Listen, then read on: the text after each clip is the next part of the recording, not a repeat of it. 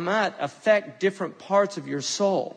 And this is why the prohibitions of music are there, because music is very, very dangerous. And a lot of people don't know what they're doing with the music. And if you don't believe this, all you have to do is look at some documentary footage of what was called Beatlemania in the West, and how mad people went over new sounds of music that were being popularized and promoted over the airways.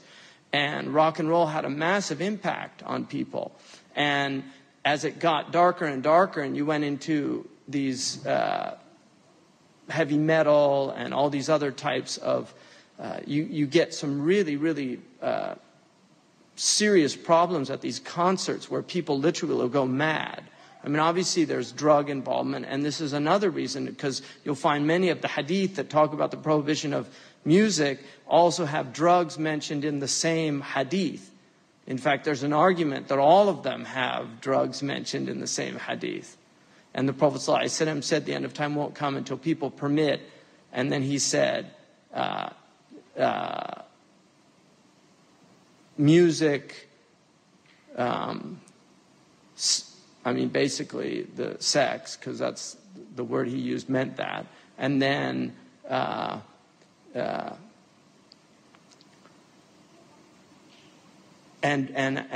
drugs, intoxicants. So he actually mentioned those three together, right?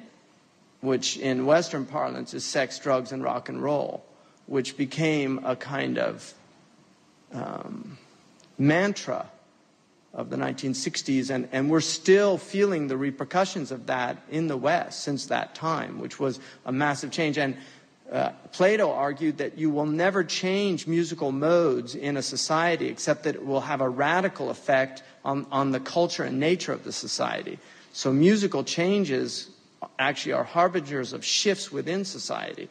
And so this is called ethos theory in the Greek tradition, that music has a powerful impact on the soul. Rumi in the Masnawi, rahimahullah, talks about the soul being really almost seduced into the body with the flute, the reed flute. And that's an indication, a mythological indication of the power that music has. And he talks about the morose sounds of the reed flute and the impact that they have on the heart. So music is very powerful, and it's really not something to be played with, because people don't know what they're doing. And in traditional, like if you go into traditional like ragas in Indian music, they have a whole science, and they know that they're having an impact on people. Al-Farabi wrote a book called Kitab al-Musiqa al-Kabir, and in that book he gives you the maqamat to use, that where you can make people laugh. If you play the maqams, they'll start laughing uncontrollably. You can play other maqams and they'll start crying. And so this is the power that exists in this form. So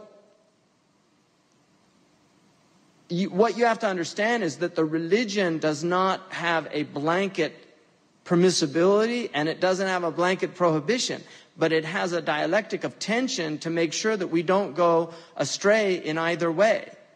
And so, for instance, what we just heard, which is sama', you can, if you're present, if your heart's open to it, it can actually have a very powerful spiritual impact on you.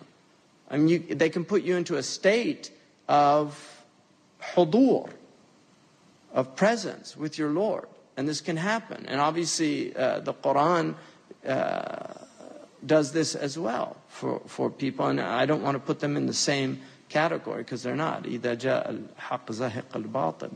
Everything other than the Quran, in terms of this, has a vacuity to it. But the meanings also are embodied in these words. The things that they're saying, you know, are very powerful things. Imam al-Busayri, they were just reciting very powerful meanings from Imam al-Busayri. So just to look at a few things, he says that the Imam Muhammad al-Hasan says, quoting Mafatih al-Kunuz, that sama' has three categories. The first is absolute prohibition, and this is for the majority of people, And this is the traditional view. I'm just giving you what the ulama have said. And these are for young people that become very affected by it, and the shahawat are ghaliba alayhim.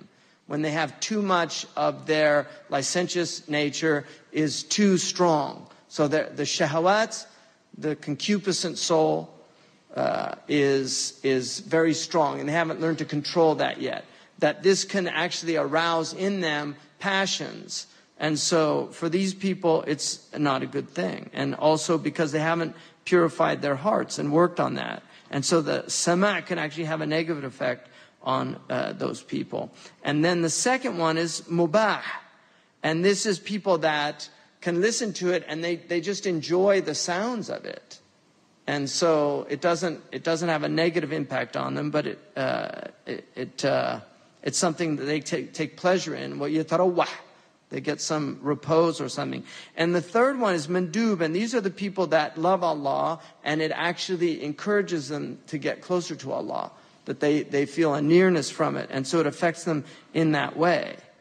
And Sidi Ahmed Zarruq in his commentary on the Baghrisiya, and this is very interesting lafta of Sidi Ahmed Zarruq, a indication that he got out of it. He said, "Amma adatul lahwi." This is in his commentary. The Baghrisiya is a famous primer that was used by the Malikis in North Africa. He was a great Algerian scholar, Abdurrahman al-Waghlisi, and his book was used for many hundreds of years as a primer, like Ibn Ashir. Ibn Ashir pretty much became the dominant text. But before that, Al-Waghrisi and the Qurtubiyya were more dominant. Anyway, it's a beautiful text, and Sidi Ahmed Zarruq did a very nice commentary on it. But he says, وَأَمَّا آلَةُ اللَّهْوِ كَالْبُوقِ وَالْغِيطَ وَالْعُودِ وَغَيْرِهَا مِنْ آلَاتِ الطَّرَبِ فَلَا يُحِلُّ سَمَعُهَا اخْتِيارًا.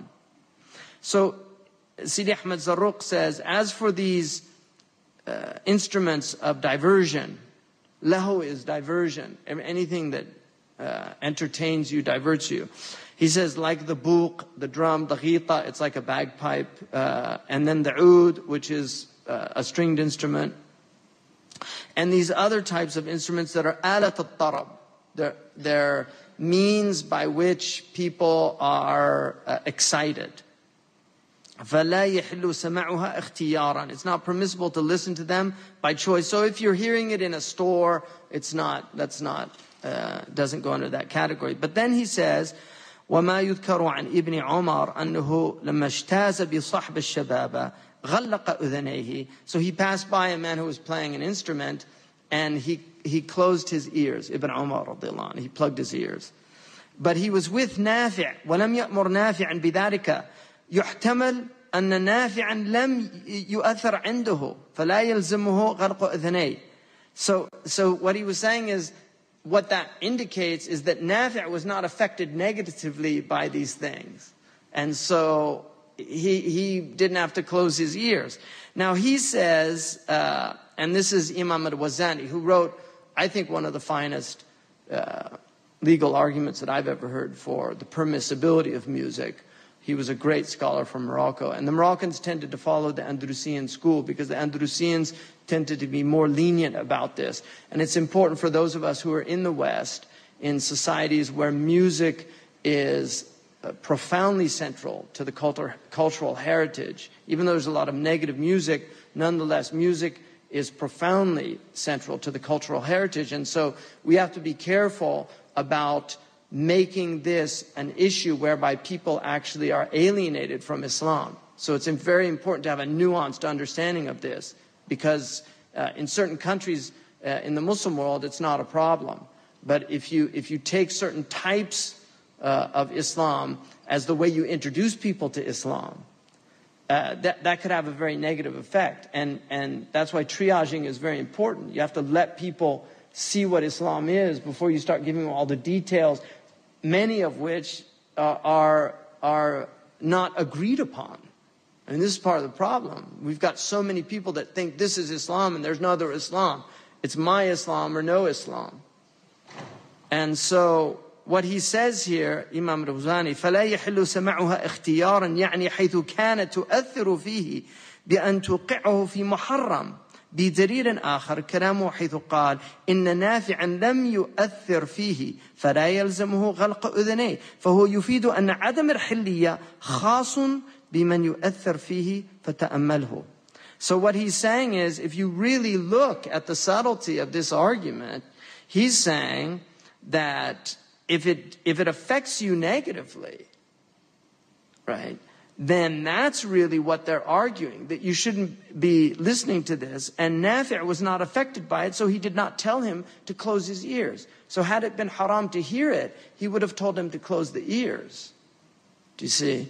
And so he says, this shows you that the prohibition is specific about the effect that it has on you. That's where the prohibition lies. And then he says, the great Sejh Abdul Ghani al-Nablusi, he was a famous sheikh, and he tended to incline towards the permissibility of sama'. So this is very different because Imam al-Ghazali argues for this, and Abdul Ghani al-Nablusi and others. في رسالته بعد كلامه كذلك جميع الآلات المطربة. He says all of the musical instruments are like that. إذا استعملت باللهو واللعب كانت حراما وإذا خرجت عن اللهو عند أحد زالت الحرمة. So he's saying all of these instruments, if they are used just to completely divert people from what they should be doing or something like that, then of course they fall into that category of prohibition. But it depends on what they're being used for. So, and then he says, ومعلوم أن هذه الآلات المطربة بجميع أنواعها ليست حرمتها من حيث ذاتها وصورها المخصوصة ولا من حيث ما يصدر عنها من الأصوات المطربة وإلا لكان كل صوت مطربا حراما أو كل صوت مطربا. There's a mistake in there. حراما وهو باطل لأن أصوات الطيور والشحارير المطربة ليست حراما أو المطربة لأن أصوات الطيور والشحارير المطربة ليست حراما إجماعا بل حرمتها لاقتران اللهو بها ولكونها ملاهي. So he says, it's well known that all of these instruments, all these different types, their prohibition is not from the essence of these things or their forms, whatever specific form they take, but it has to be what they're used for. Because if you argued that, then you would have to say all of the musical sounds that you hear are prohibited, like the sounds of birds. And this is also Imam al-Ghazali's argument. He said you'd have to, when the birds start chirping, music, because they have maqams. You can actually, if a musician could take a bird song and put it into musical notation, because they're actually singing musical notes. And so he's saying if that's the case, then you'd have to say that all of that is haram. And he said that nobody says that. And then Abdul Ghani al-Nablusi also mentions that Ibn Hajar radiallahu anhu, when he was talking about the prohibition of instruments in a letter he wrote about that, he starts talking about sama' and the mazamir wa sa'ir al-malahi. And he said, وَلَسْنَا نُحَرِّمُ مُطَّقَ السَّمَاعِ وَلَا نَعْتَقِدُ أَنَّ كُلَّ مَا يُفْعَلُ مِنْ ذَلِكَ فَصَفْصَافٌ وَضَيَاعٌ بل منهم العارفون وهم حزب الله ألا إن حزب الله هم الغالبون. So even Ibn Hajar is saying we don't think that all of sama' is negative. No, some of it is not a waste of time. So it's important to see that. And I think another thing, and one of the things that the ulama mention is a lot of this, like I said, is sadd al-dharaya. But part of the problem with the sadd al-dharaya is that when you say something's haram to cut off the pretext of it, the danger of that is to fall under the category of وَلَا تَقُولُوا تَصِفُوا أَلْسِنَتُكُمُ الْكَذِبَ هَذَا حَلَالٌ وَهَذَا حَرَامٌ لِتَفْتَرُوا عَلَى اللَّهِ الْكَذِبَ إِنَّ الَّذِينَ يَفْتَرُونَ عَلَى اللَّهِ الْكَذِبَ لَهُمْ عَذَابٌ أَلِيمٌ. You know, that the don't say with your tongues in a lying state, this is halal and this is haram, right? Only Allah can make halal and only Allah can make haram through His Prophet ﷺ. So if something is not clearly haram in the Quran or in the Hadith, then you have to be very careful. And the later ulama took that road of declaring things halal and haram that the early community did not.